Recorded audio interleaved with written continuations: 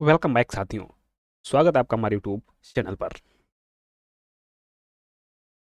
Video का पहला प्रश्न, किस संविधान संशोधन के द्वारा राष्ट्रपति को कोई भी मामला मंत्रिपरिषद द्वारा पुनर्विचार किए जाने के लिए वापस भेजने का अधिकार दिया गया? ऑप्शन हैं 30वां, 40वां, 42वां, 44वां। 44वां संविधान संशोधन जो हुआ था वर्ष 1978 में। 1978 में इस समय पीएम थे मोरारजी देसाई। मोरारजी देसाई।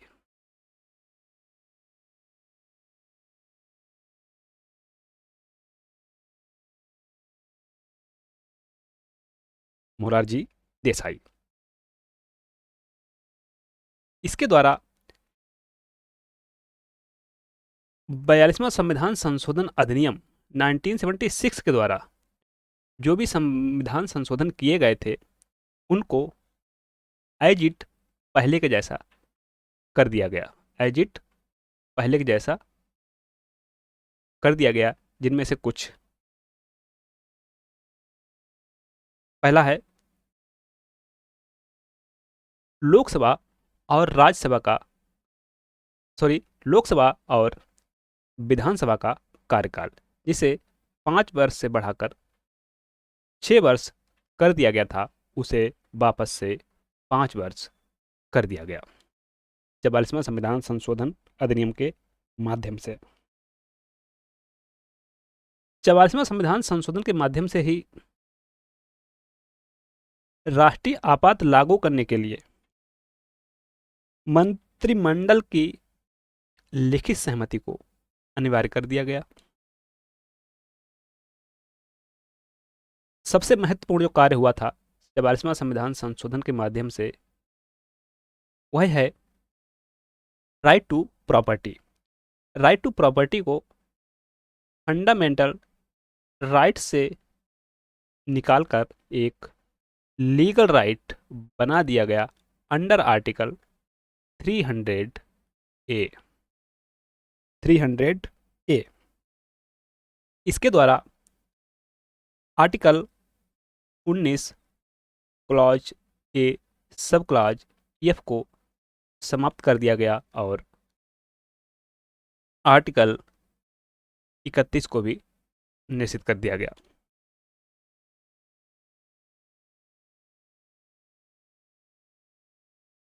तो यहाँ पर जो सही विकल्प है डी, 44वां संविधान संशोधन के माध्यम से ही राष्ट्रपति को कोई भी मामला मंत्रिपरिषद द्वारा पुनर्विचार किए जाने के लिए वापस भेजने का अधिकार दिया गया। इससे पहले ऐसा नहीं था। यदि कोई मंत्रिमंडल द्वारा, मंत्रिपरिषद द्वारा प्रस्ताव राष्ट्रपति के पास जाता है सहमति के लिए, तो राष्ट्रपति उस पर बाध्यकारी थे।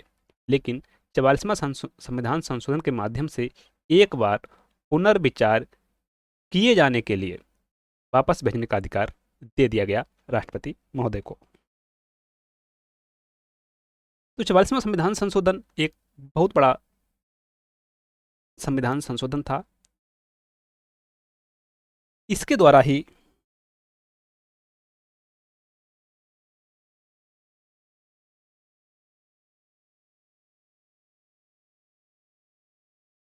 फंडामेंटल ड्यूटीज को जोड़ा गया, जिसे हम अगले प्रश्न में जानेंगे। अगला प्रश्न है, निम्नलिखित में से कौन सा मौलिक अधिकार नहीं है? स्वतंत्रता का अधिकार, संपत्ति का अधिकार, समानता का अधिकार, धर्म की स्वतंत्रता का अधिकार। Fundamental right. फंडामेंटल राइट संविधान के भाग 3 में जिनका उल्लेख है और अनुच्छेद हैं आर्टिकल 12 टू 35। 12 टू 35 संविधान के भाग 3 को भारत का मैग्ना कार्टा की संज्ञा दी गई है।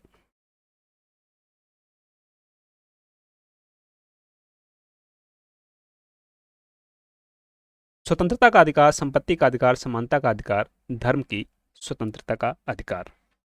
आपको बता दें सबसे पहले समानता का अधिकार जो अनुच्छेद 14 से 18 तक में इसका उल्लेख है। राइट टू फ्रीडम, स्वतंत्रता का अधिकार, आर्टिकल 19 से लेकर 22 तक। धर्म की स्वतंत्रता का अधिकार,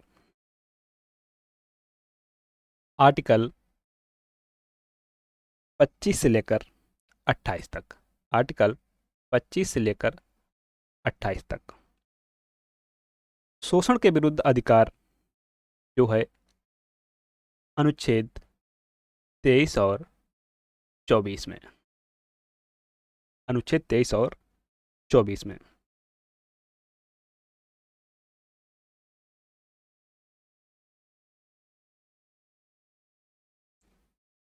संस्कृति और भाषा की स्वतंत्रता, आर्टिकल 29 और 30 में। संवैधानिक उपचारों का अधिकार, आर्टिकल 32।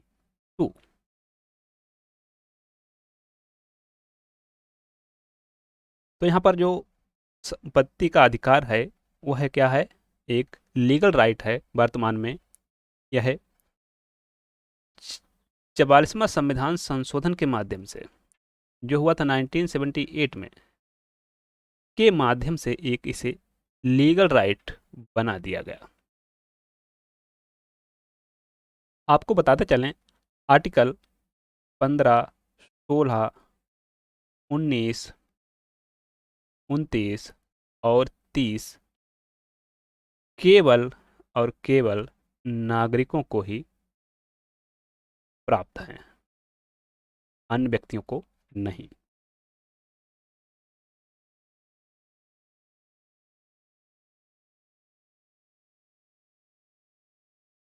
अगला प्रश्न, भारतीय संसद किनसे मिलकर बनती है? लोकसभा, राज्यसभा, लोकसभा तथा राज्यसभा, राष्ट्रपति, लोकसभा तथा राज्यसभा। भारतीय संसद जिसका उल्लेख आर्टिकल 79 में किया गया है, इसमें बताया गया है संसद राष्ट्रपति, लोकसभा और राज्यसभा से मिलकर बनेगी।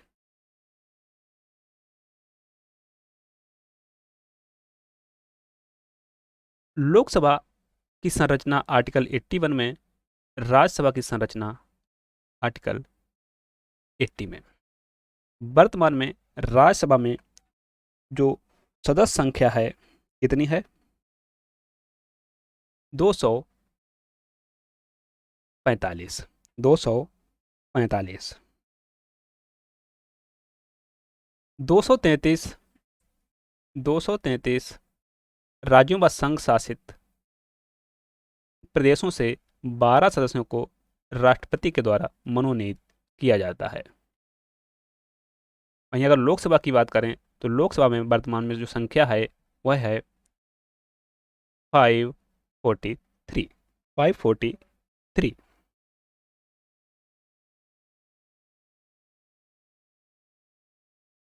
लोकसभा का गठन हुआ था 26 जनवरी 1950 को।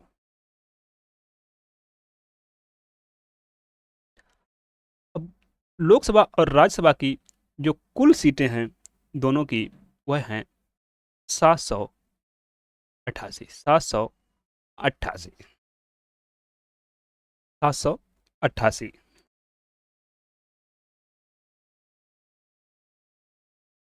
अब आपको बता दें, संसद, आप सोच रहे होंगे संसद में लोकसभा और राज्यसभा से मिलकर संसद बनती है, फिर राष्ट्रपति इसमें कैसे आ गए? तो संसद द्वारा पारित कोई भी विधेयक यानी कि बिल जिसे लोकसभा और राज्यसभा दोनों ने पास कर दिया है विदाउट परमिशन ऑफ प्रेसिडेंट, वह अधिनियम नहीं बन सकता, कानून नहीं बन सकता। तो राष्ट्रपति, president, is the integral part of the parliament. Here correct option is D, राष्ट्रपति, लोकसभा तथा राज्यसभा। नेक्स्ट क्वेश्चन इज, निम्नलिखित कथनों पर विचार करें। आइए करते हैं विचार। लोकसभा का सदस्य निर्वाचित होने के लिए न्यूनतम आयु 25 वर्ष होनी चाहिए। लोकसभा का अध्यक्ष राष्ट्रपति के द्वारा नियुक्त किया जाता है। सही कूट का चयन करें।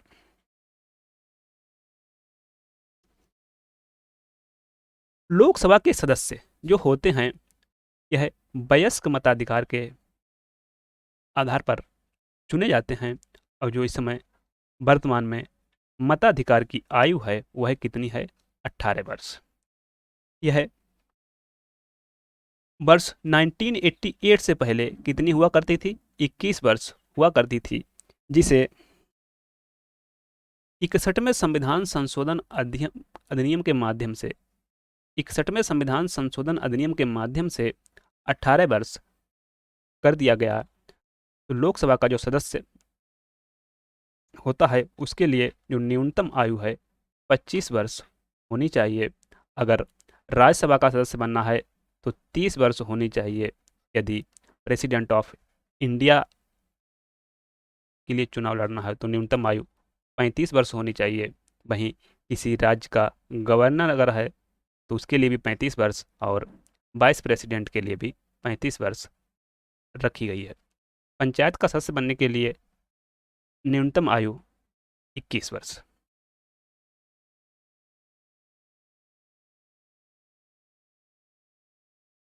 यहाँ पर जो पहला स्टेटमेंट है यह है सही। दूसरा कह रहा है लोकसभा का अध्यक्ष राष्ट्रपति के द्वारा नियुक्त किया जाता है। तो दूसरा स्टेटमेंट यहाँ पर है गलत। कैसे है गलत? लोकसभा का जो अध्यक्ष होता है वह लोकसभा के जो सदस्य होते हैं उन्हें अपने बीच से ही चुनते हैं, अपने बीच से ही चुनते हैं।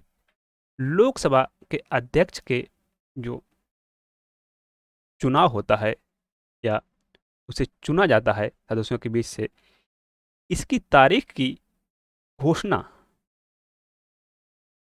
प्रेसिडेंट ऑफ इंडिया करते हैं। प्रेसिडेंट ऑफ इंडिया करते हैं।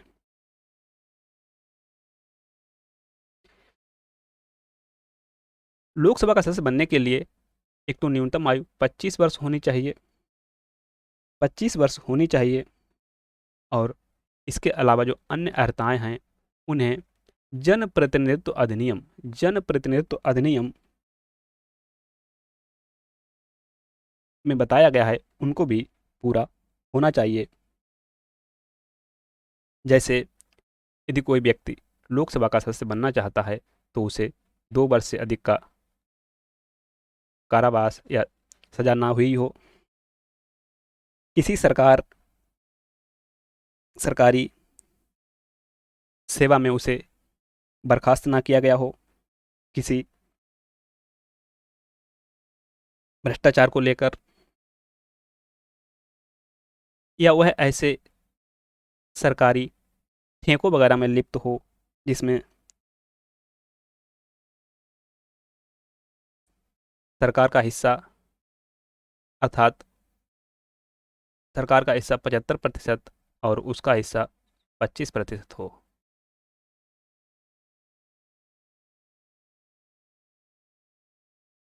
लोकसभा का जो कार्यकाल होता है यदि समय से पहले विघटित ना कर दी जाए तो वह 5 वर्ष तक के लिए होता है। वहीं अगर राज्यसभा की बात करें तो राज्यसभा एक सतत सदन है, सतत सदन है। इसका कभी विघटन नहीं होता है, इसका कभी विघटन नहीं होता है। इसके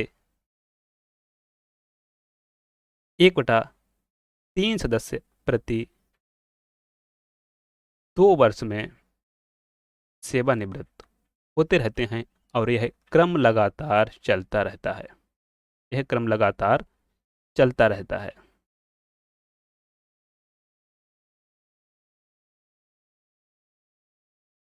अगला प्रश्न, भारतीय संविधान के अनुच्छेद 352 के अनुसार राष्ट्रीय आपात की घोषणा किन आधारों पर की जा सकती है? तो इसका जो सही होगा केवल एक, केवल एक। भारतीय संविधान के अनुच्छेद 352 के अनुसार राष्ट्रीय आपात की घोषणा किन आधारों पर की जा सकती है? ऑप्शन है बाह्य आक्रमण, आंतरिक अशांति, संवैधानिक मशीनरी की विफलता, युद्ध, बाह्य आक्रमण तथा सशस्त्र विद्रोह।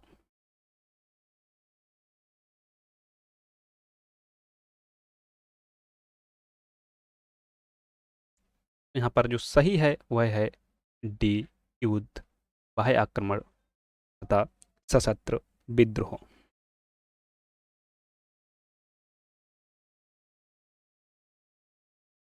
राष्ट्रीय आपातकाल अर्थात इमरजेंसी के जो प्रोविजंस हैं कहाँ पर दिए गए हैं? भाग 18 में अनुच्छेद 352 से लेकर 360 तक में, 352 से लेकर 360 तक में national emergency article 352, president rule article 356, financial emergency article 360। देश में अभी तक फाइनेंशियल इमरजेंसी नहीं लगी है, फाइनेंशियल इमरजेंसी नहीं लगी है।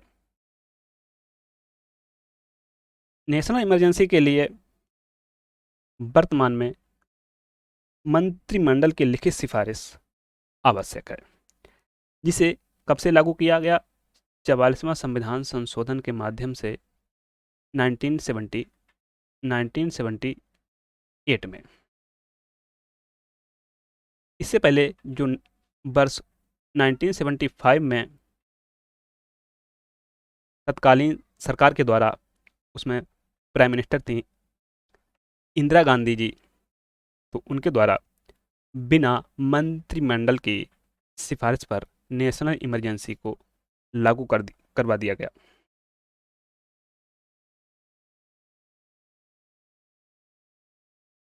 न्यायपालिका को यह शक्ति प्राप्त है कि वह नेशनल इमरजेंसी का जुडिशियल रिव्यू कर सकती है।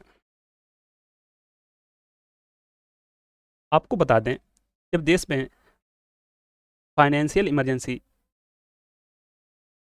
लग जाए तो ऐसी स्थिति में